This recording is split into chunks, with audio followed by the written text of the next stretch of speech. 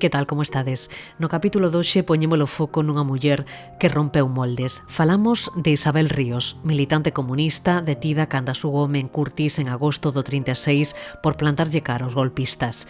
Pais de 2 nenos pequenos foron encarcerados e condenados a morte. O seu home fusilárono. A ela conmutaronlle a pena e acabou pasando 7 anos na cadea. Sufriu a persecución, a tortura e o exilio, e tamén a purga dos seus propios compañeiros de partido. Non volveu a España ata a morte do ditador. Achegámonos á súa figura coincidindo con este 8M a través do seu fillo, comunicólogo e pedagogo Manuel Calvelo Ríos e do xornalista Xosé Antón Ferreiro, tradutor do seu libro de memorias. Mi madre era de verdad comunista, en el más sano sentido de la palabra. De defensa de los intereses, no hacía concesiones de ningún tipo, pero no aceptaba el sectarismo riguroso de la adoración a personajes más o menos divinos. Eso fue lo que nos enseñó cuando salió de la cárcel y cuando migramos a la Argentina. Manuel, unha das veces que veu co tío aquí, estaban en Curtis, encontráronse pola rúa con un señorón da vila que lle pregunta: ¿quiénes son estos niños? Y estos niños son los hijos de Isabel Ríos y Dr. Calvelo. Y o señorón dixe: vaya, dejamos vivas a las crías. Isabel mantivo unha estreita relación cun dos nosos guerrilleiros máis sobranceiros, Foucellas, a quen deu o acubillo na súa casa e tamén coidados en máis dunha ocasión. 16 anos conseguiu esquivar Foucellas os seus perseguidores. Coa súa captura e execución no ano 1952 caía todo un mito. Por réxime foi un alivio que aquel personaxe que tanto admiraba moita xente e que sabía da súa actividade, o seu protagonismo, pois que desaparecía a partir deso e que a guerrilla con eso xa estaba desmantelada. Coa axuda do investigador Luís Lamela coñeceremos un pouquiño mellor a Foucellas. Hai uns meses, investigadores do grupo Istagra do USC atoparon nunha fosa común de Luou os restos de 4 homes que se cree pertenceron á agrupación de Foucellas en Pontevedra. Foran abatidos a tiros pola Garda Civil nunha operación desenvolvida no ano 48, como explica a historiadora Lucía Santiago. Pois 2 deles como que morren en combate, e tamén morren un dos gardas civis, e os outros 2 aparecen no levantamento de cadáveres, non? Do xuiz instructor nese momento era de Padrón, como que 2 deles estaban noutro lugar, que estaban como no medio do monte, a 500 metros, non? Entón aí non se sabe se foron trasladados ou se os capturaron e os levaron e os torturaron, tamén pode ser. E despois lle aplicaron a lei de fugas. A escritora académica Marilar Alexandre enterouse hai tan só uns anos que un curmán do seu pai fora un guerrilleiro comunista. Caeu nunha emboscada en Valencia no ano 1940. Na súa novela As bocas cosidas desenterra do esquecemento a historia deste enxame de soñadores que plantou cara aos fascistas. O seu soño estrelouse no chan, pero polo menos debemos contalo. É dicir, debemos contalo porque algúns deses soños son os nosos, non? Te contadimos con todo isto, pero antes repasamos outros asuntos que foron noticia estes días. Son as novas da memoria. O Goberno desclasifica máis dun 100 de documentos sobre o intento de golpe de Estado do 23F. Os documentos inclúen transcricións de conversas dos Ministerios de Interior, Defensa e Exteriores. Fala a ministra portavoz Elma Saiz. Son 153 unidades documentales que durante décadas han permanecido clasificadas bajo una normativa franquista, pero que ahora pueden ser consultadas por historiadores, por investigadores y por la propia ciudadanía a través de los canales oficiales. O Pleno do Concello da Coruña acorda continuar dando a batalla nos xulgados para recuperar a Casa Cornide. Vai comparecer no recurso presentado pola familia do ditador, que é a actual propietaria do inmóvel. Vaise revisar a venda efectuada no ano 62 para conseguir que esta propiedade volva ao patrimonio público. O concelleiro de Cultura, Gonzalo Castro, destaca que o proceso responde ao interese xeral e conta con respaldo xurídico. Creo que estamos diante de cuestións de orde pública, tanto pola importancia do retorno ao patrimonio municipal dun inmoble que efectivamente ten unha simboloxía moi importante como efectivamente da gravidade dos motivos que vician de nulidade eses acordos. Identificados 2 dos corpos exhumados na fosa común de Soutelo, en Salceda de Caselas, os restos pertencen aos veciños de Tui Antonio Dalmiro Domínguez e Manuel Fernández Diz, asasinados tras o golpe do 36. Os corpos serán entregados ás súas familias nun acto que terá lugar o vindeiro día 20 deste mes. En abril, a Comisión pola Recuperación da Memoria Histórica do Baixo Miño, Condado e a Louriña prevé iniciar unha segunda escavación para buscar os outros 5 represaliados. A mestra María Vázquez a un paso de ser recoñecida oficialmente como vítima da ditadura franquista. O vindeiro 16 de marzo celebrarase unha vista nos xulgados de Ferrol o aveiro da Lei de Memoria Democrática. A Asociación Memoria Histórica Democrática comparecerá ante a Fiscalía da Memoria acompañada da investigadora Aurora Marco para tentar reparar a memoria desta mestra socialista torturada e asasinada na praia de Miño en setembro do 36. É a primeira vez en España que unha entidade memorialista promove un recoñecemento oficial dunha vítima da ditadura. O Comité de Memoria Histórica da Comarca de Celanova denuncia o borrado da histórica pintada realizada polas mocidades galeguistas no ano 1933 na fachada do mosteiro de Celanova. Ocorreu durante a rodaxe dunha serie para Netflix. O equipo foi alertado por un veciño da vila que puxo o caso en coñecemento das autoridades. Tanto o alcalde de Celanova como o Comité da Memoria exixen a restauración inmediata da histórica pintada. Por certo, o Comité da Memoria Histórica de Celanova ten en marcha unha campaña de micromecenado para custear a instalación dunha escultura na Poza do Ras, en Berea, para homenaxear os represaliados no 36 polos fascistas. A intención é inaugurala en agosto, coincidindo co 90 aniversario do asasinato de Julio González, Amadeo López Bello, Silvio Torres e Eloi Romero. Ixinio Araujo, presidente do comité. A nosa intención é que sea un lugar precisamente de memoria para que se recorden aqueles feitos tan dramáticos en aquel momento que precisamente os deixaron ali á vista de todo o mundo para crear terror, que era a súa intención nos primeiros días da sublevación fascista. E coincidindo con este 8M, en este ano das letras, referencia obrigada a autora homenaxeada este ano, a escritora e xornalista Begoña Camaño. Begoña, ademais, claro, como xornalista, foi unha muller tan comprometida, non, con tantas cousas, que tamén é moi importante ver que o xornalismo forma parte das letras, non? A ferida aberta no 36, un podcast de Nuria López.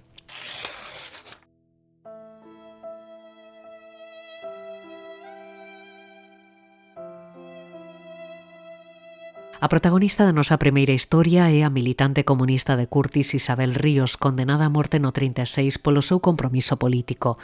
Prendérona pouco despois do golpe e levaron a presa cando a seu home, o doutor Manuel Calvelo, cara a Santiago. A él fusilaron en Boisaca, a ela conmutaronlle a pena, pero acabou encerrada case 7 anos, alonxada dos seus fillos. Padeceu a persecución e o exilio e tamén a traición dos seus. No ano 1986 publicou as súas memorias que foron traducidas ao galego polo xornalista Xosé Antonio García Ferreiro e publicadas en Galaxia baixo o título Testemuño da Guerra Civil. Isabel Ríos, a verdade é que era unha figura importante na esquerda da área, na zona de esa comarca, que realmente, además, quedou arrasada completamente, porque a represión foi durísima, dado que foron dos poucos lugares en Galicia que se resistiron ao golpe de Estado. Quizás por eso foi tan intensa a represión a posteriori, non? A xente acudía ás autoridades da República en busca de armas para defendela, pero as autoridades tiñan máis medo do pobo armado que da peste e cando comezaron a vencer esa resistencia xa era demasiado tarde. Non lle deu moito tempo a desenvolver esa labor, dado que foi primeiro feita presa, ela e o marido. Nos últimos días de agosto do 36 leváronme ao cárcere pasando previamente por un cuartel. Ten dúas portas separadas por un curto corredor cuns ferrollos arrepiantes. Alá arriba, preto do teito, hai un fachinelo con 7 reixas, igual que o da copla xitana. As paredes e os teitos destilan auga, que supoño que ven dos retretes que hai en riba. O que ten de bo é que por ese fachinelo eu escoitaba as voces do mundo, a xente que vai de visita ou a que leva comida aos presos. E nos terribles días de execucións escoito derradeiro adeus que dedican todos os que van morrer. O marido, o doutor Calvelo, foi fusilado xunto con outros dos médicos que estaban nesa cárcel de Santiago. A finales do 36 foi cando fusilaron a Calvelo e a outras persoas nas tapias, nos muros de Boisaca. Durante as 3 últimas horas da súa vida charlamos das nosas cousas, da nosa vida en común, do noso amor, do noso problema. Calvelo só me pide unha cousa, que dedique a miña vida para loitar polo que el morre, é dicir, polo dereito de todo ser humano a unha vida digna, e que non esqueza Curtis. Eu non derramei unha soa bágoa. Recordaba como unha tarde os vixiantes que andaban por ali se rían dunha compañeira que ao despedirse do seu marido que sería fusilado na madrugada do día seguinte choraba desconsoladamente a berros. Eu pensei, da miña dor non se rirá ninguén. Ela pasou, a maior parte da súa prisión pasou neso, en Saturrarán, que era un auténtico campo de concentración. Conseguiu volver, conseguiu que trasladasen de volta a Galicia, estivo na prisión de Betanzos. O 21 de marzo de 1943 saio en liberdade. Só lembro que me parecía que camiñaba sobre nubes. E véxome saindo da estación de Curtis e camiñando estrada arriba a miña casa, a nova casa que alugara meu pai. Paso a beira de algunha xente que nin recoñezo nin me recoñecen. Son unha extraña nesta vila na que nacín e na que pasei os mellores anos da miña vida. Non é que a obligaran realmente que tuvera por forza que irse ao exilio, pero é que lle fixeron a vida imposible. E, bueno, o increíble foi que conseguira sair viva ela e os cativos, porque Manuel, unha das veces que veu co tío aquí, estaban levounos a Ponferrada e viñeron a Curtis, e en Curtis encontráronse pola rúa con un señorón da vila que lle pregunta: ¿quiénes son estos niños? Estos niños son los hijos de Isabel Ríos y del doctor Calvelo. Y o señorón dice: vaya, dejamos vivas a las crías. O 18 de xullo de 1947 embarcamos en Vigo rumbo a República Argentina. 2 sentimentos contraditorios invádenme, a alegría de poder sair e a pena inmensa de ter que facelo. Finalmente tivo que marchar deste país cos seus fillos rumbo ao exilio na Argentina. Seguiu militando no Partido Comunista xa no exilio. Por suposto na Argentina tamén. E nesto sorprende un dos numerosos golpes militares que houve ali, e tuveron que salir prácticamente co posto, porque además, bueno, Isabel, os fillos xa eran maiores. Isabel xa lle vira as orellas ao lobo en España e non quería arriesgarse a ser pillada outra vez. Saliron, fóronse para Chile, onde recuperaron vida e demais. Manuel chegou a ser unha persona importante no mundo da comunicación e da televisión nacional chilena en tempos de Allende.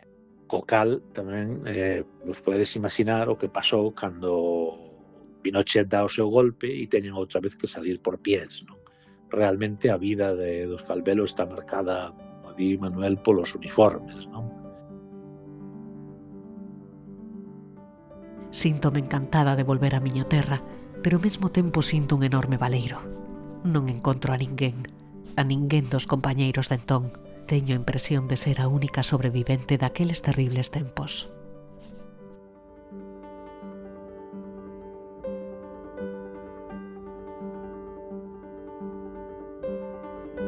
Desde hai algún tempo, Xosanto Ferreiro prepara as memorias de Manuel Calvelo, o fillo da dirixente comunista Isabel Ríos e do doutor Manuel Calvelo. Tiña 3 anos cando estourou a guerra, cando detiveron os pais, cando se encarceraron, cando os condenaron a morte. Padeceu o exilio ata en 3 ocasións, a primeira con tan só 13 anos, cando se viu obrigado a abandonar España fuxindo da ditadura franquista.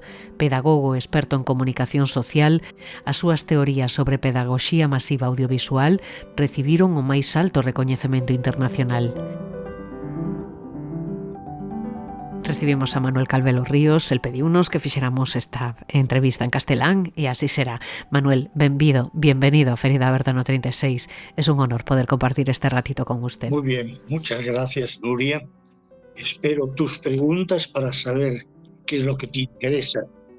Pues muchas cosas me interesan sobre usted. Supongo que es muy complicado conservar recuerdos de lo que ocurre en nuestra más tierna infancia, ¿no? Pero todos acabamos guardando en la retina imágenes, sonidos, sensaciones que nos acompañan al final durante toda nuestra vida, ¿no? No sé si tiene usted algún recuerdo de cuando estalló el golpe del 36, era usted muy pequeño, y el impacto también que causó en su familia, todo lo que aconteció con sus padres. Bueno, tengo recuerdos de mi padre y de mi madre que calculo son de los 2 años y medio. Claro.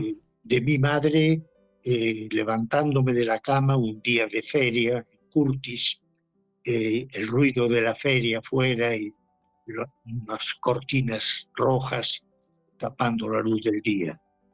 De mi padre lo recuerdo en Madrid y esto significa que debió ser a principios del 36 y tengo 2 recuerdos. Uno del 1 de mayo, que mi padre me llevaba a hombros y yo feliz desde arriba mirando la manifestación. Sí. Y otra de mi padre bañándome con él, ¿no? ¿Ah, sí?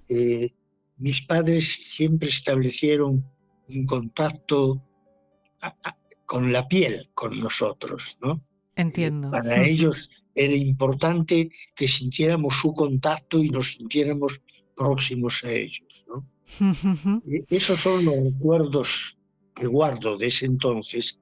Y luego recuerdo de mi padre y mi madre en la cárcel en Santiago de Compostela, yo visitándolos, ¿no? Y mi padre dándome un caramelo que alguien le había regalado y dándole otro a mí. Supongo que será muy difícil encajar en la mente de un niño el drama que vivió su familia en el 36. ¿Cómo se lo han explicado?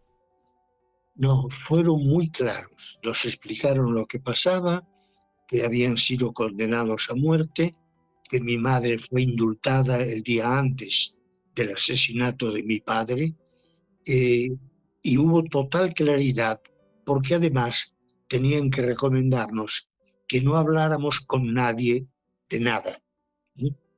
Y fuimos muy cuidadosos. Se hablaba de cualquier cosa cotidiana, pero lo que no se podía mencionar era ni la historia familiar, ni nuestras opiniones con respecto a la guerra civil y después a la Segunda Guerra Mundial, ¿no? Ahí teníamos que tener pleno cuidado. El resto,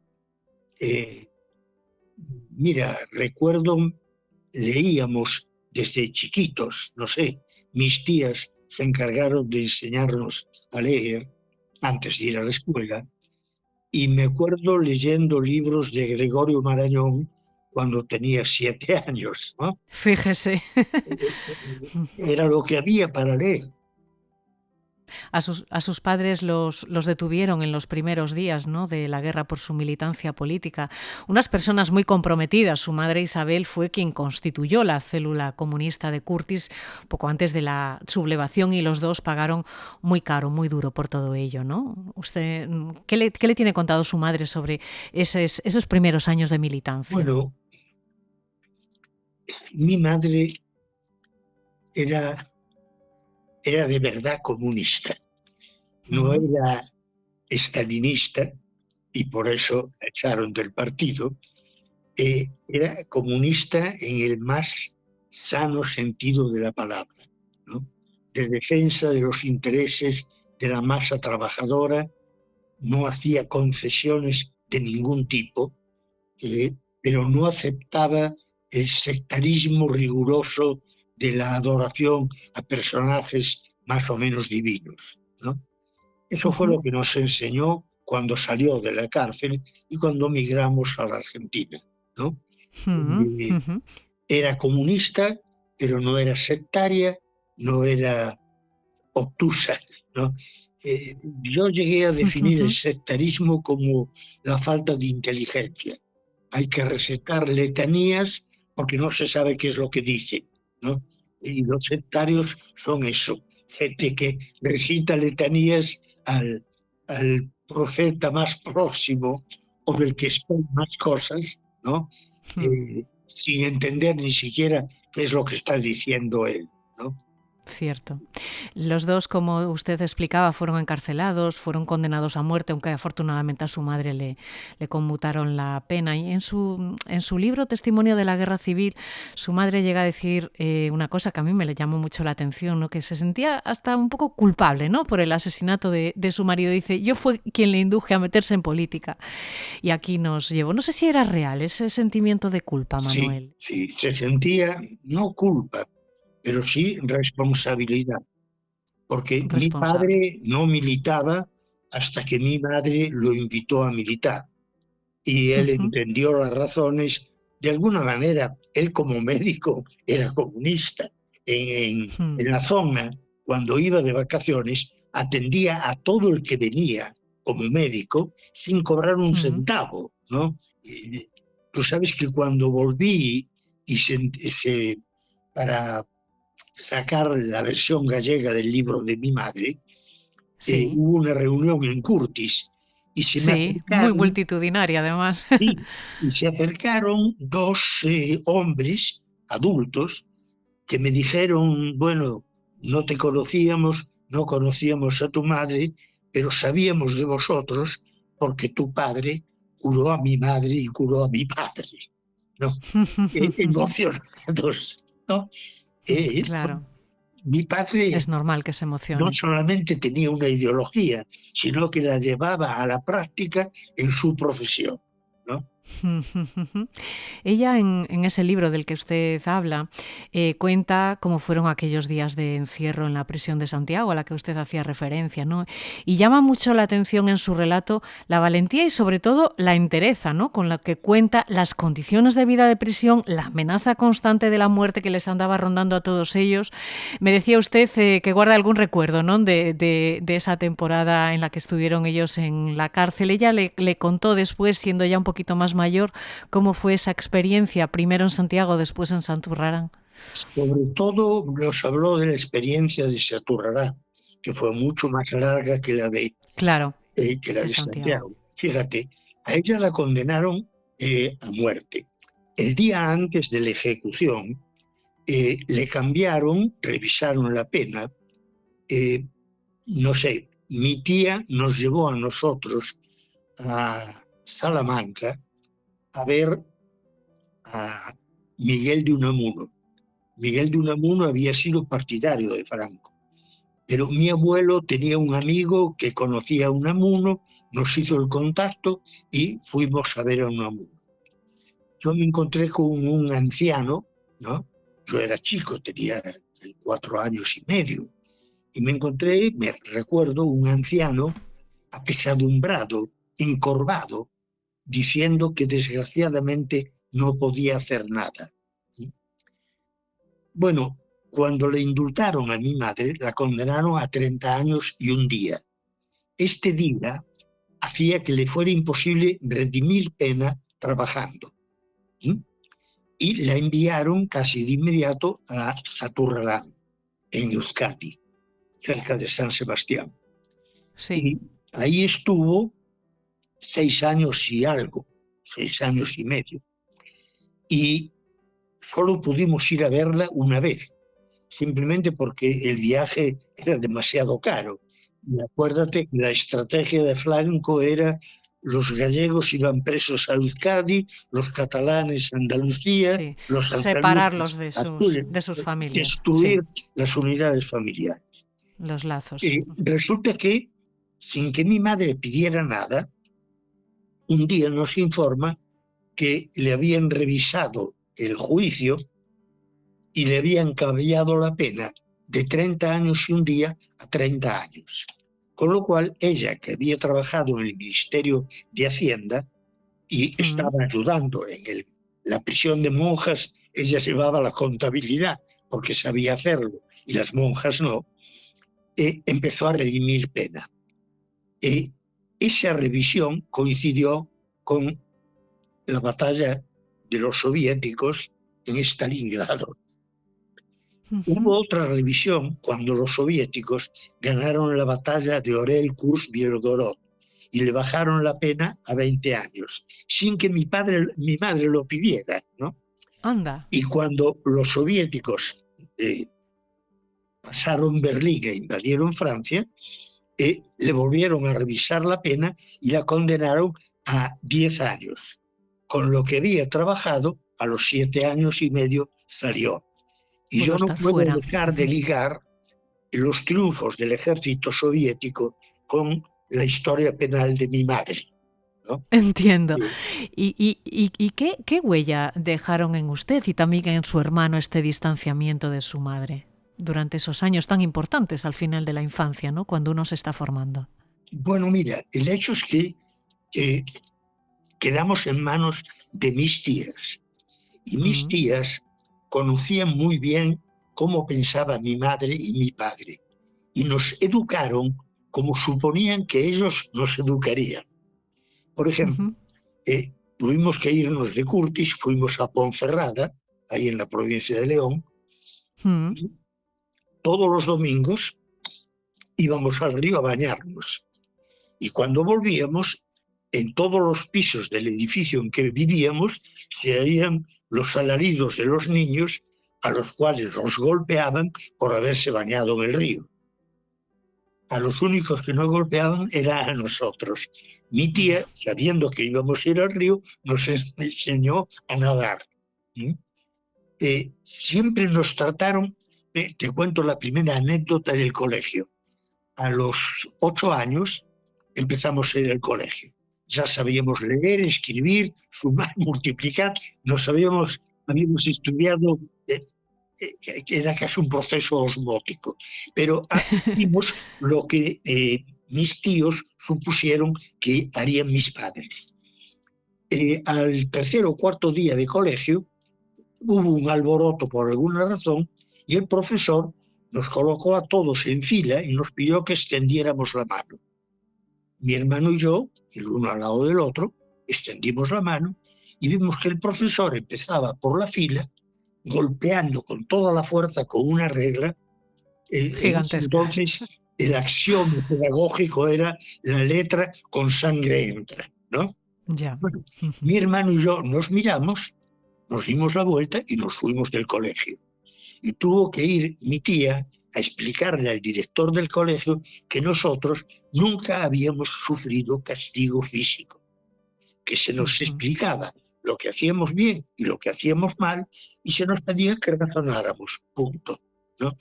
Y el director nos aceptó de nuevo en el colegio sin la menor duda. Algo tan sencillo y tan complejo al mismo tiempo, ¿no? Al final, ¿no? Pero fue una de mis primeras experiencias pedagógicas y me marcaron. Cuando mi madre salió de la cárcel, estábamos viviendo de nuevo en Curtis, ¿no? Con mi tía y mi abuelo. Y bueno, ahí reanudamos la relación con mi madre y fue una relación de amigos, más que, además de madre e hijo, éramos amigos, ¿no? Sí. Nos contaba todas sus historias de Saturarán, de lo que hacía, lo que no hacía, de cómo aceleraba los trámites de las mujeres que iban a salir en libertad para que salieran rápidamente, hasta que un día una de las que aceleró el trámite le dijo: Isabel, ¿por qué me haces esto? Y ella le preguntó: ¿pero qué pasa? Si te estoy haciendo salir antes. Dices que no tengo a dónde ir. Han liquidado a toda mi familia. No tengo casa. No tengo de qué comer, ¿no? Bueno, entonces empezó a medir muy bien a quién le aceleraba el trámite y a quién no. Nos contó todas sus historias de la cárcel, recomendándonos siempre que no tocáramos el tema con nadie, que ese era un tema familiar, ¿no? ¿Y alguna historia que le haya impactado más, con la que se haya quedado? Bueno, sí, una experiencia. Les estaba prohibido leer la prensa, toda, ¿no? Y un día mi madre encontró un periódico en la oficina, ¿no? esperó a que se fuera todo el mundo, nadie se lo llevó, ella agarró el periódico y lo llevó a la celda donde estaba. Eran celdas para 30 mujeres. Y ahí todas leyeron el periódico con admiración. Y claro, como no podía faltar, una delatora denunció que se estaba leyendo un periódico. Entonces vinieron en tromba las monjas, ¿no? Y mi madre sacó la cara y dijo, yo lo saqué, como lo vi tirado en el cesto de los papeles, creí que no servía para nada y lo traje para tener alguna información, ¿no? Se jugó mucho en la prisión porque tenía poder, tenía información, manejaba información y por lo tanto tenía una cuota de poder, clandestina a veces, pero tenía poder, ¿no? Al recobrar la libertad, como usted se explica, regresan a Galicia, pero en el 46 deciden marchar en lo que sería su primer exilio, ¿no? Decía su madre que el acoso del régimen era insoportable y que por eso tuvieron que marcharse. Bueno, mira, yo me acuerdo la última vez que habíamos iniciado los trámites a pedido de una tía que vivía en Buenos Aires, casada con un argentino, habíamos iniciado los trámites para migrar a la Argentina. Y iniciados los trámites esperábamos para pedir el pasaporte. Y en ese momento, un día cayeron en casa como 20 policías y se llevaron a mi tía, que vivía con nosotros, y a mi madre. Y mi hermano y yo lo seguimos. Él siguió a mi madre, yo seguí a mi tía. A mi madre la llevaron a la comisaría central en La Coruña, a mi tía a un cuartel de la Guardia Civil. Y ahí estuvimos desde las 11 de la noche hasta las 7 de la mañana esperando a ver qué pasaba. A mi tía la dejaron salir al día siguiente. A mi madre la torturaron salvajemente. Y le golpeaban, bueno, le hicieron salir a caminar para ver si alguien la reconocía y se denunciaba al saludarla, ¿no? Entonces mi madre caminaba mirando hacia el frente y no mirando a nadie, ¿no? Y cuando la dejaron salir casi no podía caminar. Le habían golpeado la planta de los pies de tal manera que se la había dejado en carne viva, ¿no? Pero no se quejó, dijo, bueno, eso pasa. Y me acuerdo además que con una amiga, militante también, Angelita, cuando estábamos en La Coruña, al llegar el 1 de mayo, salíamos mi madre y mi hermano, mi amiga, la amiga de mi madre, Angelita, y yo, a repartir folletos republicanos por La Coruña, sabiendo que nos jugábamos el pellejo. Y mi madre nos avisó, miren, esto es peligroso, vosotros sois niños todavía, pero de esta gente, y salimos, ¿no? Creímos que era lo que teníamos que hacer. Y cuando estábamos, antes de ir a La Coruña, que estábamos en Curtis, Foncellas venía a casa cada tanto, ¿no? Y era muy curioso. Foncellas, en todo Curtis había una sola máquina de escribir, la de mi madre. Y a veces venía la Guardia Civil a pedirla prestada para hacer un informe. Volvía y escribía en ella Foncellas. Era sueña la cosa. Sí. Y así tenía mucha relación con el matrimonio con Benigno Andrade y con su mujer, ¿no? Sí, muy buena relación. Y te digo, Foncellas, cada vez que iba a Curtis, clandestino, se metía en casa. Tenía una habitación armada en el ático, ¿no? Poníamos una mesa, una silla, se subía, cerraba la trampa y ahí no quedaba. Llevábamos la comida y... Mira, da para escribir una larga historia, ¿no? Sí. Mi hermano y yo conocíamos muy bien Curtis y todos sus alrededores. Entonces, cada vez que había que llevar o traer algo para la guerrilla, mi hermano y yo llevábamos las cosas, sabíamos dónde dejarlas, cómo esconderlas, ¿no? Y eso para nosotros era totalmente natural, pero era algo de lo cual no hablábamos con nadie, ¿no? Lo tenían normalizado, ¿no? Sí. Y como explicaba antes, marchan a Argentina en lo que sería su primera salida de España, huyendo de la dictadura franquista, y pronto se produce el golpe de Onganía y tienen que trasladarse a Chile también, ¿no? Sí, no pronto. En realidad vivimos 19 años en Argentina, ¿no? 19 años. Cuando llegamos estaba Perón. Se produjo el golpe que derrocó a Perón. Nosotros en principio éramos antiperonistas, pero resulta que el día que cayó Perón salimos a la calle Santa Fe, era la calle Bian, ¿no? de Buenos Aires en ese entonces, y vimos multitud de coches de lujo con niñitos y niñitas muy bien vestidos y maquilladas, gritando ¡Viva la libertad! Miramos eso, mi hermano y yo nos miramos y dijimos, si estos gritan ¡Viva la libertad!, ¿qué nos queda a nosotros? Y ahí empezamos a recuperar el lado positivo del peronismo, ¿no? Su vinculación a las bases obreras, ¿no?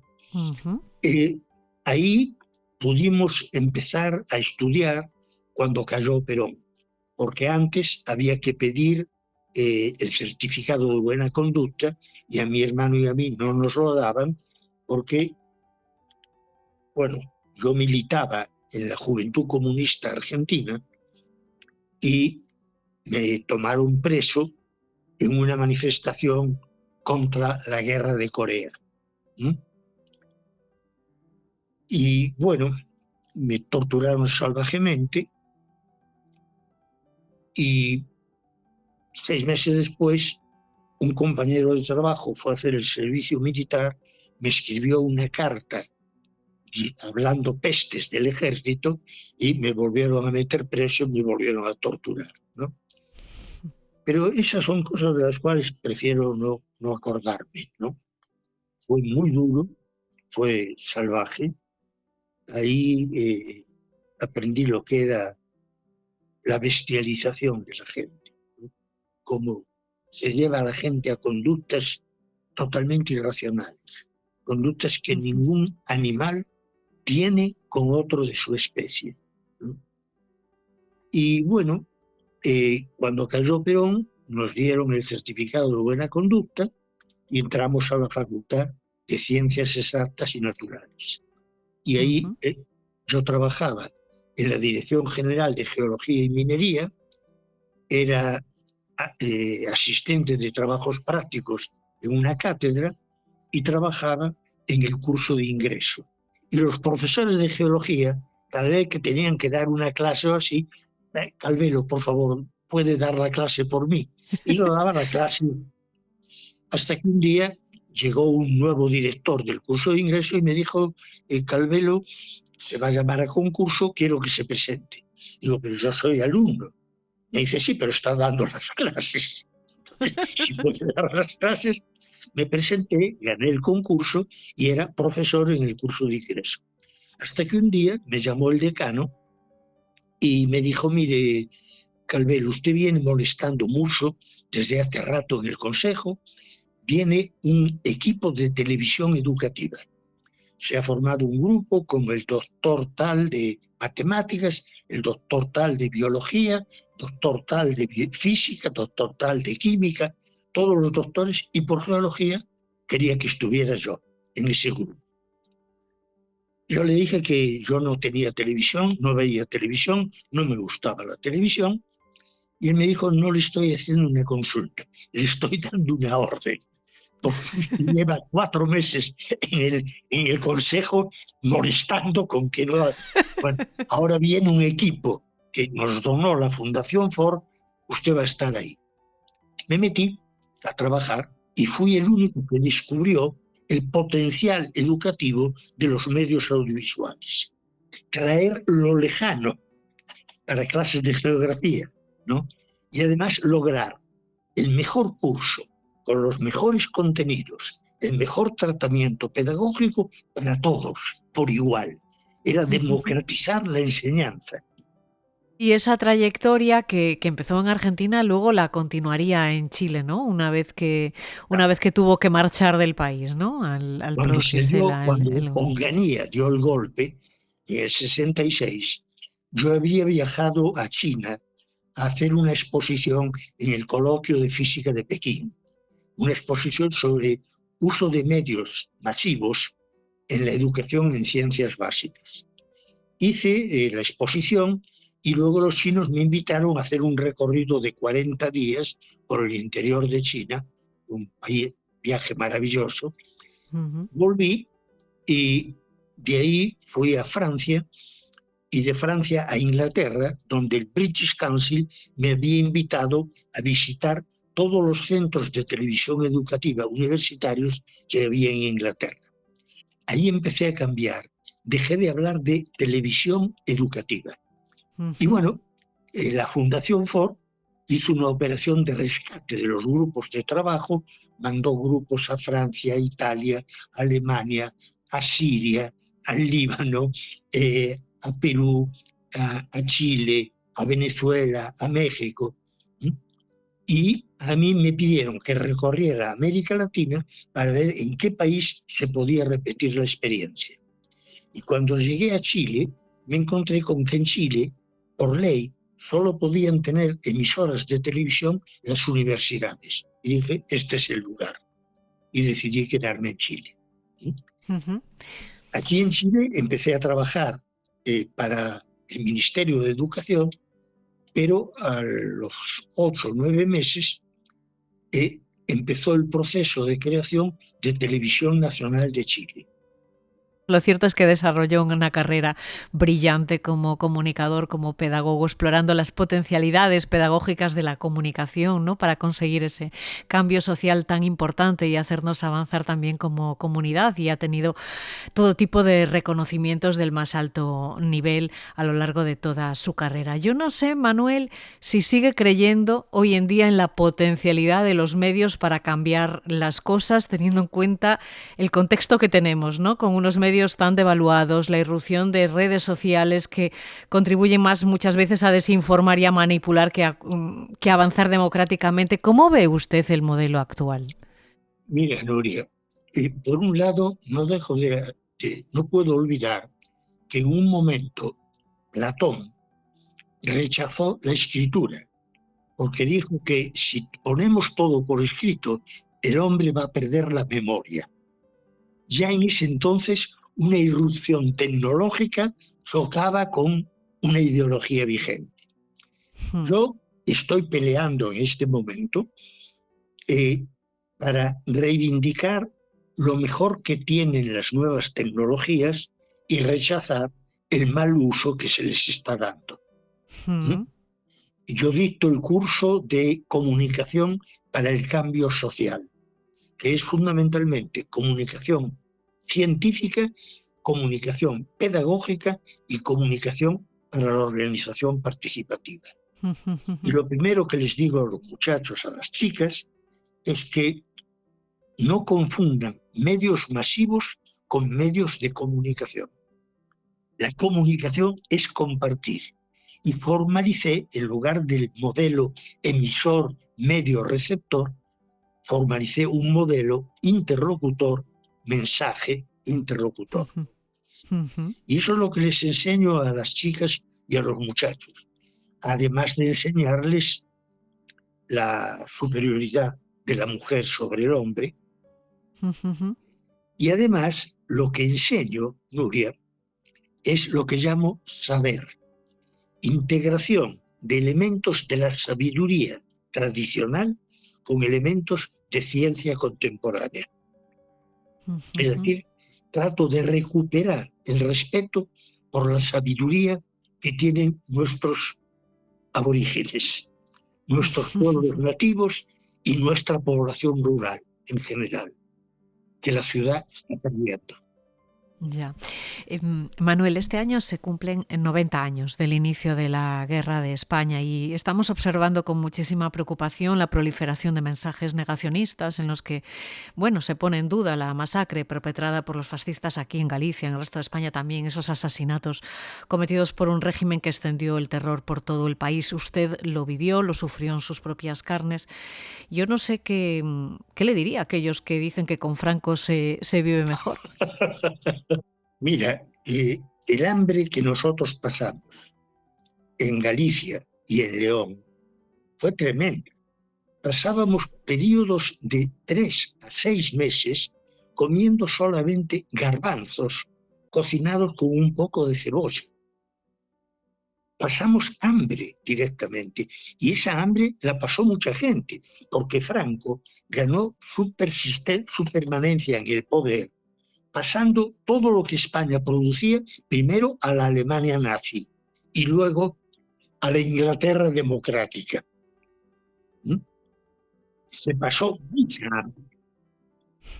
En alguna ocasión tiene dicho su madre, se tiene quejado sobre la facilidad con la que la ciudadanía se olvida, ¿no? Esa capacidad que tenemos de olvidar. Sigue instalada esa amnesia en la sociedad. Debemos trabajar también desde los medios para recuperar la memoria. Es fundamental, porque escúchame, esa pérdida de memoria no es un hecho natural ni automático, es un hecho fundamentado básicamente por los mensajes de los medios masivos. La televisión no explora a fondo ni cuenta la historia. Escúchame, ¿cómo se llama el juez este que lo echaron del Poder Judicial? Garzón. ¿Por qué crees que lo echaron a Garzón? A Garzón no lo echaron por haber metido preso a Pinochet. No, a Garzón lo mostraron porque estaba buceando en la historia de España y estaba sacando a relucir lo que pasó en España. Eso fue lo que no le perdonaron. Y no se lo perdonarán jamás. Y aquí yo veo a la gente. Acaban de elegir a un fascista. Es fascista. Hijo de alemanes nazis, ¿no? Pero todos los medios masivos pertenecen al mismo sector. Y el potencial comunicativo que tiene este medio, la red, todos los programas, las aplicaciones que hay, pueden ser utilizadas, pero no se sabe utilizarlas. Sí. Le quería hacer una pregunta. Hablaba hace un momento del juez Garzón, ¿no? Yo sé que hace unos años su hermano y usted se sumaron a la querella argentina, ¿no? Sí. En la que reclamaban que se investigaran los crímenes de la dictadura franquista. No sé en qué quedó la cosa. Lo cierto es que casi 90 años después del fusilamiento de su padre, pasaron ya 30 años desde la muerte de su madre, casi. No sé si de alguna manera se ha reparado en algún momento la memoria de su familia. ¿O cree que tenemos aún una cuenta pendiente? Tenemos una cuenta pendiente. La mujer que llevaba este caso en la Argentina, Uría, hizo todo lo que pudo, pero tropezó con todos los obstáculos que se pueden crear o inventar. Y en España, las pocas veces que la izquierda tuvo oportunidades, las desaprovechó. Mira, Nuria, yo siento ser muy crítico, pero he llegado a la conclusión, no sé España, pero en América Latina, que es lo que más conozco, el 90% de los que se dicen de izquierda son de izquierda o porque son zurdos o porque son siniestros. Y el 90% de los que se dicen marxistas son marxistas porque nacieron el día martes o el mes de marzo. Lo siento, pero esa es la realidad que estoy viendo. ¿Qué es lo que ocurre? ¿Es una cuestión de falta de valentía política? ¿Por qué no se produce esa reparación tan deseada? Falta de valentía política. Y una enorme, digamos, en este momento yo creo que tiene más fuerza Vox que el Partido Socialista en España. Perdóname, pero es que el Partido Socialista, digamos, se ha conformado la casta política. Eso ha sucedido a nivel mundial. Y la casta política piensa más en sus propios intereses que en los intereses de aquellos que dice representar. En general, ese es el panorama. Entonces, a nadie le interesa exhumar un problema de hace 90 años, 93 años, ¿no? A nadie le interesa. Nadie está interesado en hacer justicia. Pero escúchame, si todavía no se han recuperado todos los cadáveres enterrados en fosas comunes, todavía de vez en cuando aparece una y no hay dinero para eso, ¿no? Lo hubo en un momento. Hubo un momento con el primer gobierno socialista que se trató de encarar el problema, pero ahí apareció una burocracia de origen y nacimiento franquista que frenó todo lo que se quería hacer, ¿no? Yo creo que no hay mucho que esperar. Manuel Calvelo, le agradezco mucho sus reflexiones, que haya compartido con nosotros su historia, que es la historia al final de todo un país. Muchísimas gracias por pasarse por la Feria de Bertano 36. Un abrazo enorme. De nada, Nuria, gracias a ti y bueno, espero que mis comentarios sean escuchados por alguna gente y que alguna gente se ponga a pensar en cuál es nuestro pasado próximo, para no repetir lo que se produjo. Yo también lo espero. Un abrazo.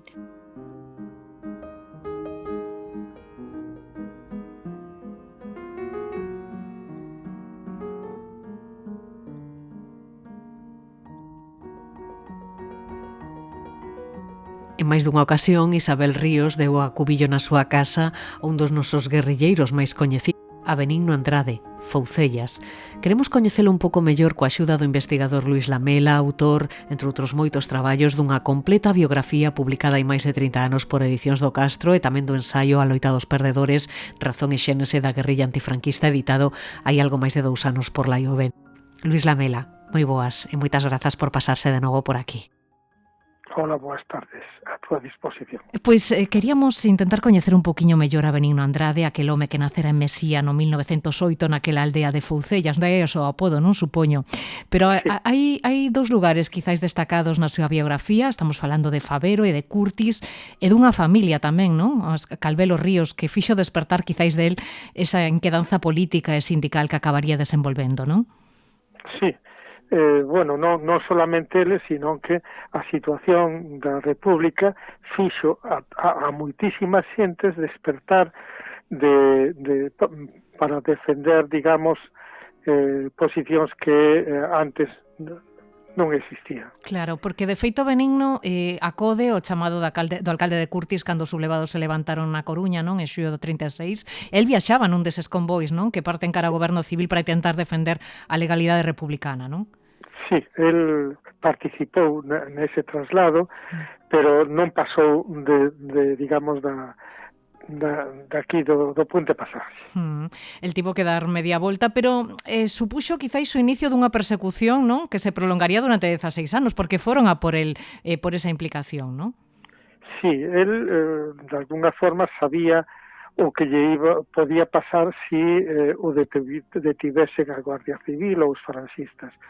Él era consciente de que a represión que se estaba practicando aquí iba tamén por él. O que fixo foi escapar, esconderse no monte, axudado por moitas xentes que sabían que él non había feito delito ningún, que, sin embargo, tamén coñecían de que si o detivesen, que o matarían. Nesa etapa conseguiu, sempre encontrou unha casa onde refuxiarse, non? Sempre encontrou quen lle botara unha man nesa primeira etapa, antes de incorporarse á guerrilla, non? Sí, ele estuvo moitos anos, para estar tantos anos tiña que ter unha axuda para poder comer, para poder de alguna forma resistir, non?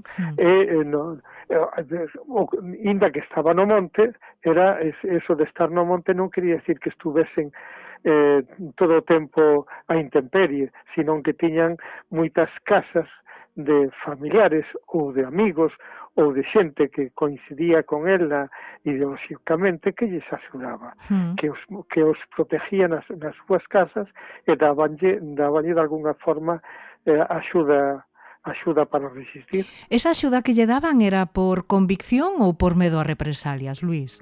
Habría de todo. De todo. Habría de todo. Había xente que de alguna forma que os axudaba sabendo o que se estaba sucedendo e outras xentes que os axudaban para que non lle fixesen daño. Polo que conta vostede nos seus libros, desde o primeiro momento Foucellas destacaba pola súa astucia, polo seu olfato, quizáis tamén axudou o feito de que teña unha hermana no cuartelillo, non?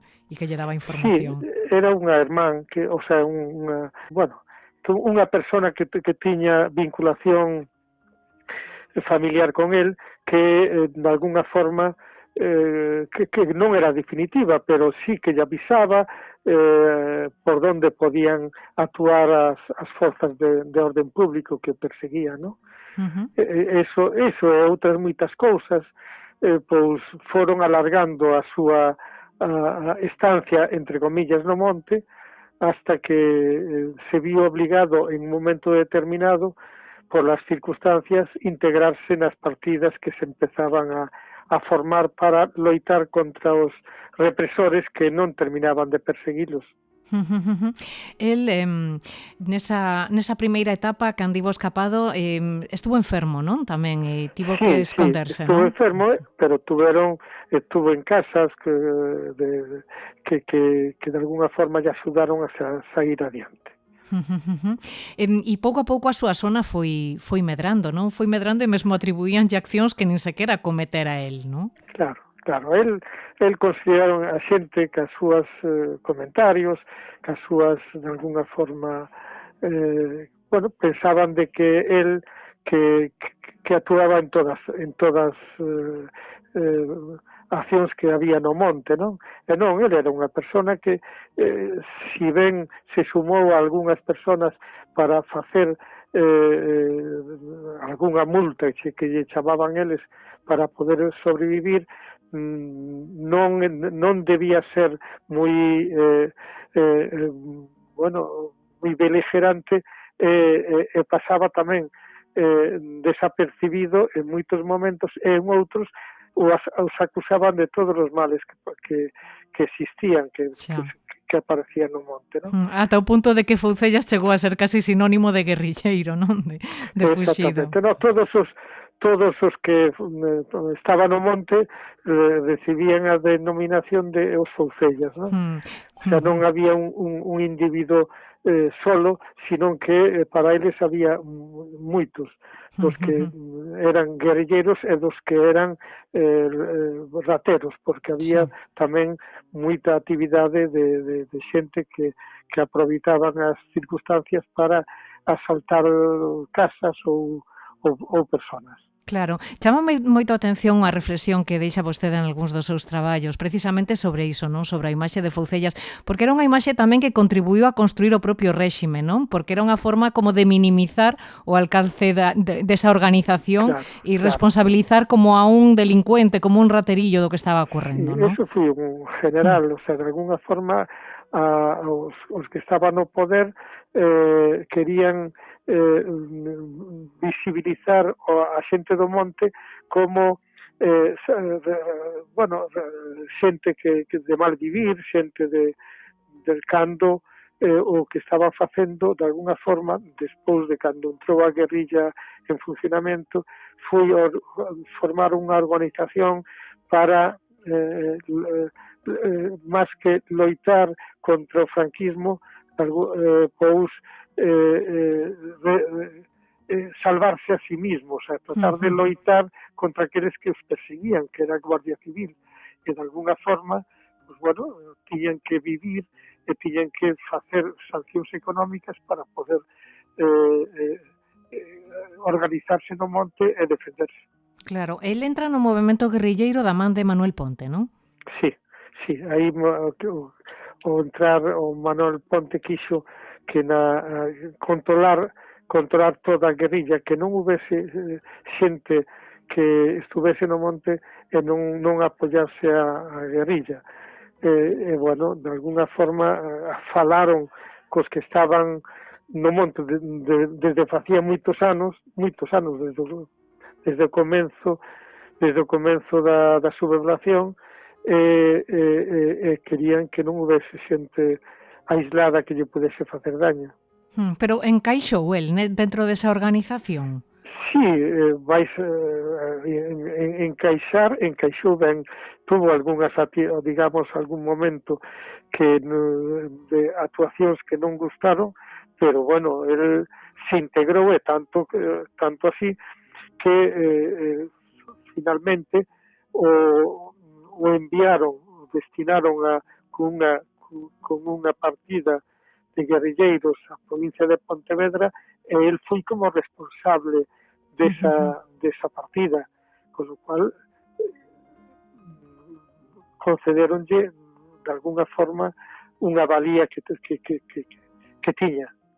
O sea, é dicir, eso foi un premio, non foi intentar perdelo de vista, porque el sí que tivo problemas disciplinarios, non, dentro da propia guerrilla. Pero bueno, eso de disciplinarios, pero era unha persoa que estaba valorada porque as actuacións del o salvarse tantas veces da persecución das forzas de orden, pois dáballe un prestigio que os demais non tiñan. El, pois, de alguna forma, pois, era admirado polos seus propios compañeiros tamén. Nos 16 anos que estivo escapado foron numerosísimas as operacións para tentar acabar con el, non? E el tamén viu caer a moitos compañeiros, a Manuel Bello, a Manuel Ponte, a Seoane, a Marrofer. Algúnas destas baixas foron moitas delas por delacións. Non sei se el tamén delatou a compañeiros seus. Sí, eso deixámoslo en interrogante. Sí. Porque nesas situacións uns e outros fixeron tamén falcatruadas. Non podemos decir que el fixo máis cos demais, sino que as circunstancias obligaron os a uns a matar a outros por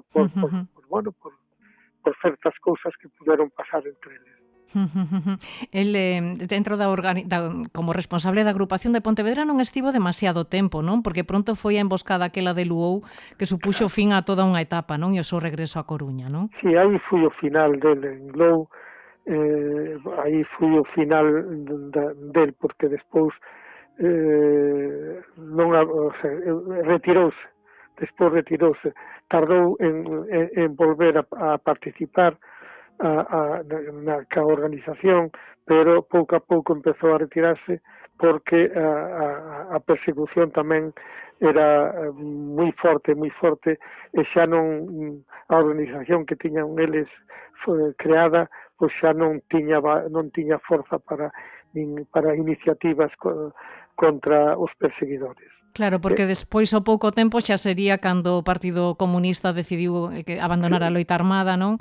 Exactamente, xa a partir de aí o que non lle dou o Partido Comunista foi unha opción de poder trasladalos de Galicia a Francia, porque a Portugal era moi difícil, non?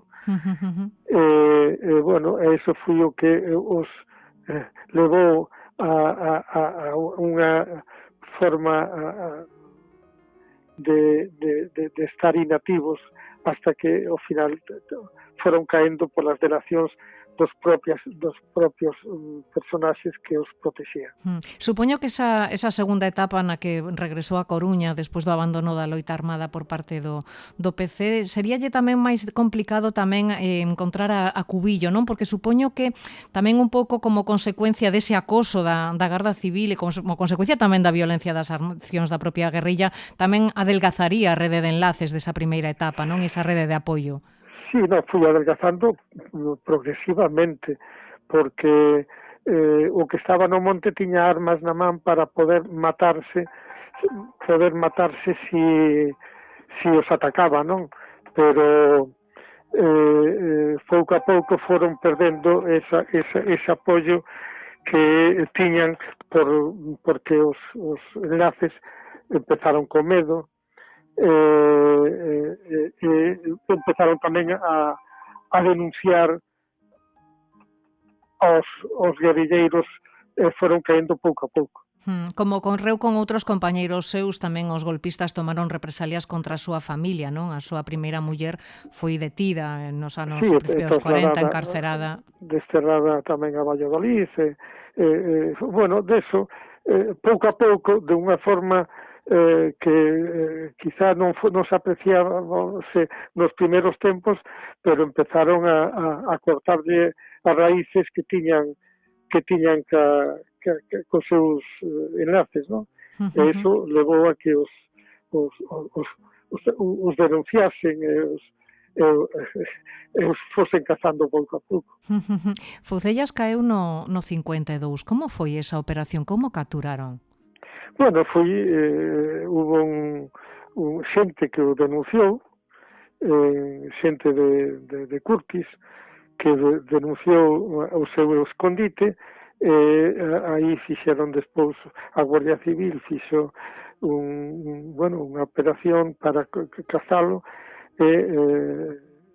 estaba con un compañeiro, ese compañeiro o mataron con 2 tiros no cráneo, e el o que supoñía capturarlo era un golpe de feto para que a xente vise de que xa non había resistencia armada no monte, aunque estaba calificada como bandolerismo, pero había moita xente que sabía que eran soldados dun exército irregular que quería de alguna forma recuperar a República. Que supuxo para o réxime capturar a Foucellas? Bueno, para o réxime foi un alivio, non? Un alivio que aquel personaxe que tanto admiraba moita xente e que sabía da súa actividade e o seu protagonismo, pois que desaparecía a partir deso e que a guerrilla con eso xa estaba desmantelada, non? Que quedaba algún personaxe por libre, pero estaba xa completamente desbalazada. E así chegamos ao 26 de xullo do 52, non? Cando se celebra o Consello de Guerra contra el, un xuizo que despertou moitísima expectación e no que, bueno, pues tuvo que asumir responsabilidades por toda esa ristra de delitos de roubo, de asasinatos cometidos durante eses 16 anos nos que estivo no monte, non? Eles non consideraban asesinatos, eran justiciamentos. Justiciamento. Como, según os franquistas, formaban consejos de guerra e condenaban a morte a republicanos sin haber feito, sin digamos, delito cometido grave, pois os homes do monte tamén eran componentes dun exército, sí, irregular, pero un exército que defendía a República, non? E as actuacións deles non se poden ter como asesinatos, sino como axusticiamentos con alguna por xente que estaba complicada con delitos, non? Eles organizaban digamos algunha operación contra xente que había represaliado durante o verano do 36. Eles eran conscientes e tiñan información daquela xente que había represaliado no 36. E en moitos casos iban por eles. Foi executado o 7 de agosto do 52 na Coruña e a súa principal preocupación era a seguridade dos fillos, non, Luís? Sí, el quería, de alguna forma, pediu que fose o notario para autorizar aos fillos a trasladarse a América, porque el ali en América estaba Isabel Ríos, que era a muller, digamos, amiga da casa deles, que porque eles traballaron, ela, a nai, digamos, a muller de Foucellas traballou para Isabel Ríos, el debió considerar que Isabel Ríos podía axudarlle se se trasladaban a Argentina. E foron para lá, non? No, foron para Francia, a filla foi para Francia, e o fillo quedou aquí na Coruña. Son especialmente conmovedoras as palabras que Benigno dirixe a súa filla horas antes de morrer e que vostede recolle no libro A loita dos perdedores, non? Onde di aquilo de había que loitar por unha causa xusta e a min tocoume ser dos perdedores. Sí, bueno, son non se sabe certamente se as palabras son exactas esas, pero bueno, en términos que tal, parece ser que quería dicir eso. Transcorridos 73 anos da súa morte, que papel xogou Benigno Andrade dentro da resistencia antifranquista, máis aló da lenda que rodeou sempre a Foucellas, o galego? Bueno, foi importante polo que ele representou, aunque me supoño que foron máis efectivos outros personaxes da guerrilla que el mismo. Nalgún momento cambaleou o réxime pola acción destes movimentos de resistencia? Non, tiñan todo controlado. Non, digamos, a represión que tiña o réxime tanto antes como despois, eso tiña a España o tiña moi controlado, non? Non, en ningún momento foron. O único medo era que as nacións, as nacións aliadas, os aliados da Segunda Guerra Europea pudesen intervir en España, porque os guerrilleiros o que facían era querían que se coñecese todo o que facía no monte para que as nacións aliadas interveñesen en España, non? Pero a partir do 46, cando as nacións, os vencedores da Segunda Guerra Mundial dixeron que non iban a intervir en España, xa non había nada que facer. El foi dos últimos guerrilleiros antifranquistas, pero non o derradeiro. O piloto caería no 65 e outros incluso conseguiron sobrevivir, como Camilo, non? Sí, pero xa non como personaxes da guerrilla, sino que cada un estaba a sálvese el que pueda. Xa non funcionaban como a guerrilla. Era, de alguna forma, sobrevivir. Pois Luís Lamela, moitísimas grazas por axudarnos a coñecer un poquinho máis a fondo a figura de Foucellas e tamén a axudarnos a poñer un pouco os puntos sobre así e sobre o que representou o movemento da guerrilla en Galicia. Moitísimas grazas e unha aperta. Vale, moitas gracias a vos.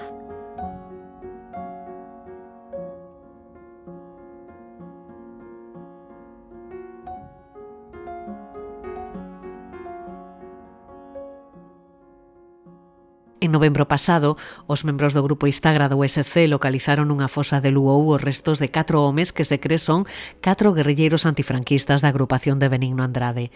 Foron abatidos a tiros pola Garda Civil no ano 1948. Os traballos de identificación aínda non concluíron. A exhumación da fosa está incluída no Plan de Memoria Democrática de Galicia 2025. Falamos xa coa coordinadora destes traballos, coa historiadora do grupo Istagra, Lucía Santiago. Que tal, Lucía? Moi boas. Hola, Nuria, ¿qué tal? Un placer. Igualmente, como vai ese proceso, Lucía? Desde o momento en que se produciu a exhumación, ainda continúan coas identificacións, non? Sí, a exhumación foi no mes de novembro. Bueno, despois do noso traballo, despois do meu traballo que é realizar en forma histórico, non? E identificar onde está exactamente a fosa, pois levamos a cabo a intervención arqueolóxica. Normalmente iso dura 2 semanas, a intervención, e despois, como somos un equipo multidisciplinar, non? Pasa a traballar o antropólogo forense, non? Que tamén está moitas veces en campo con nos. E agora mismo está el realizando os estudos forenses, vaya. E despois pasaríamos á identificación xenética. Claro, pero ainda así, vos estades convencidos casi 100% que eses restos que localizadestes ali pertencen a eses 4 guerrilleiros, non? A Manuel Gagrasar, Florentino Menéndez Tino, Vicente López Rufino e Ricardo Fernández Carlés, non? Por que? Que vos fai pensar que son eles? A ver, claro, aquí xoga diferentes campos de investigación, non? E as evidencias históricas e arqueolóxicas, pois, dan moitas coincidencias, non? Para decir que probablemente, que seguramente sexan as 4 persoas, os 4 individuos que buscamos. Pero claro, basámonos pois, en todo o proceso, quero decir, a identificación xenética é pois quen nos di 100% se son eles ou non. Claro, porque dentro dese traballo de reconstrución do que puido ter pasado, dicías antes, é un equipo multidisciplinar onde participan especialistas de distintos campos, non sei como se coordina un equipo así, e que importancia ten tamén o peso das fontes orais, non? A hora de reconstruir o sucedido, Lucía. Sí, mira, neste caso, por exemplo, eu sempre parto non explicando o meu traballo, non? Que é como pois construir, non? Un contexto, un relato sobre ese espacio de violencia, non? Que deu lugar, neste caso, pois as 4 vítimas. E, claro, nós partimos primeiro, non? Pois da consulta documental, se é que hai. Neste caso foi no 48 e sí que hai. Hai diferentes causas que che podes levar un pouco a facer unha pista, non? Unha reconstrucción de por onde andaban eles e a parte das causas que hai que collelas con pinzas, non? Hai que analizar tamén os outro tipo de relatos, como é a fonte oral. Neste caso, a fonte oral, pois, foi determinante tamén, porque, bueno, estaba moi presente na memoria, non?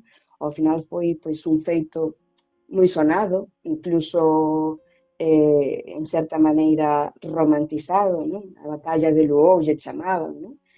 E entón, pois, vas combinando esas fontes documentais con sumarios, bueno, con diferentes tipos de documentación incluso judicial, non? Pois co que reconstrúe memoria. E polo estado no que se atopaban os restos, supoño que xa nos dá unha idea de que puido pasar, non? Como puideron morrer estes maquis?